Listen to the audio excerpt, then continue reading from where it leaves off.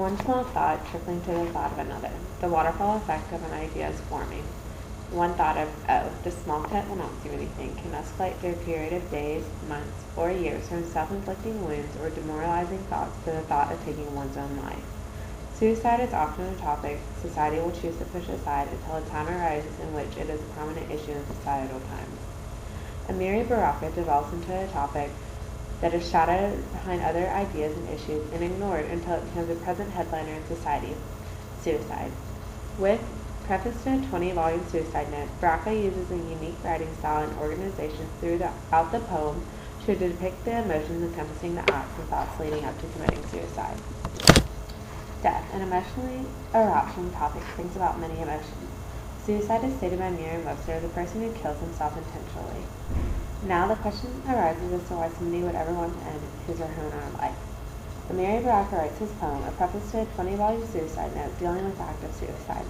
With no clear defined structure of the poem, an emphasis is pushed upon separate lines. The phrase, "things have come to that," is separate from the entire first stanza.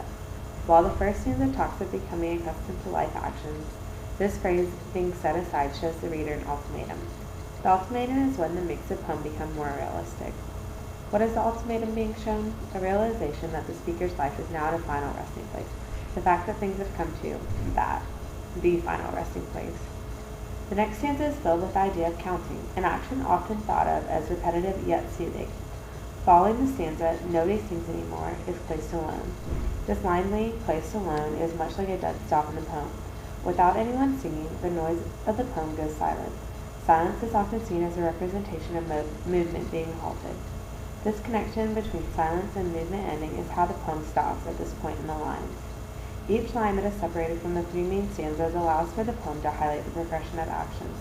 These actions are highlighted because of the idea that finally things have come to an ultimatum: suicide. Following the ultimatum, "nobody sings anymore," makes the reader realize that all is quiet. Quietness can often also be seen as a representation of loneliness. This line can appear to be written in order to make the poem become more solemn.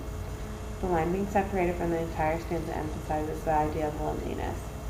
The last line emphasized in the poem is also the final line of Baraka's poem, her own clasped hands. The symbolic representation of a child praying is interpreted from this line into the poem, and this image is often used to show the connection felt by another person rather than the speaker.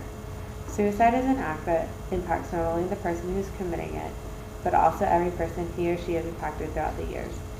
Through introducing a new person or character into the poem in the final stanza, and emphasizing the fact that she is looking into her own clasped hands, the poem delves into a new dimension. The introduction of a new character with personality and actions allows the poem to have more than one dimension and become less static. With the poem delving into a multi-dimensional phase through the characters, the emotions encompassing the act of suicide are seen. With the use of heavy verbal diction, Baraka creates a poem full of movement. The range from become, opens up, go, run, and many more verbs through the poem all keep the writing moving. Moving is often seen as a sign of life. While this poem is written as a preface to an act of ending one's own life, the reader is able to interpret actions of the speaker. Each stanza is laden with many verbs, and that makes the poem become far from static, which is ironic due to the subject matter of the poem.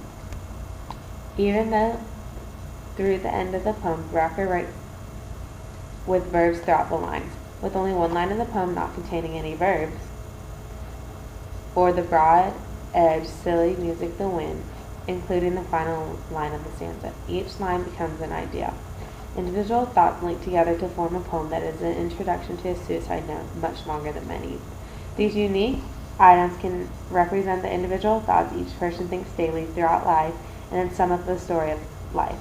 Each day is filled with action, like the lines of the poem. The speaker relates to life in all the actions, showing that even when preparing to take one's own life, there is a moment of recalling actions throughout life, good and bad moments. Recollection of the actions throughout life, as done so throughout the poem, shows suicide does not just bring up an emotional sadness, but emotions of all kinds that revolve around the idea. Naturally, when a person uses the pronoun I, it may be inferred that the subject matter is the person. The repetition of I in the preface to a 20-volume suicide note is seen in every stanza of the poem. Within every stanza, I is linked with an action. The linking of these actions with the pronoun create movement. These movements are simple yet unifying. While I is seen as a singular pronoun, the use of the specific pronoun in the poem allows for no identity to be subjected to the speaker. With the speaker holding no gender-specific identity, the poem becomes universal and deals with an emotional aspect of suicide. Suicide, an action that one may not personally contemplate, but an action that is alive in societies throughout the world. With a challenge facing the world, the fact that the poem can be universal allows for people, no matter the gender or age, to have a connection to a devastating topic. With no gender specification, the speaker of this poem is able to tell a personal account of an emotional event.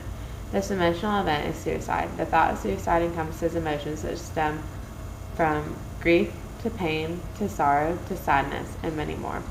All the emotions are depicted over one incident that is not uncommon. 16 minutes, less than half an hour, there's one person leaving the world. Why, a person might ask? Not because of murder, not because of natural causes, but rather because of suicide. In Amiri Baraka's poem, a preface to a 20-volume suicide note, the emotions enrapturing the idea of suicide are written out for the reader to interpret.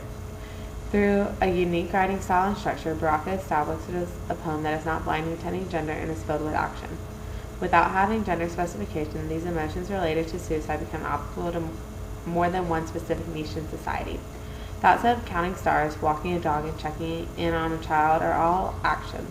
These actions create memories, and with no gender, the speaker is able to relate to many more than just one audience, and thus the poem becomes universal. The act of taking one's own life, suicide, is affecting lives throughout all parts of the world. Not just the lives of the ones lost, but also the lives of the people whom the lost one touched. Through his literature, Baraka is able to write a poem that becomes a volume of writings to one speaker's life that is ending just as soon as a poem does. Often said, a person's life is ended too early, and this 17-line poem delves into the idea of abruptly ending one's life, taking them away from all whom they had touched.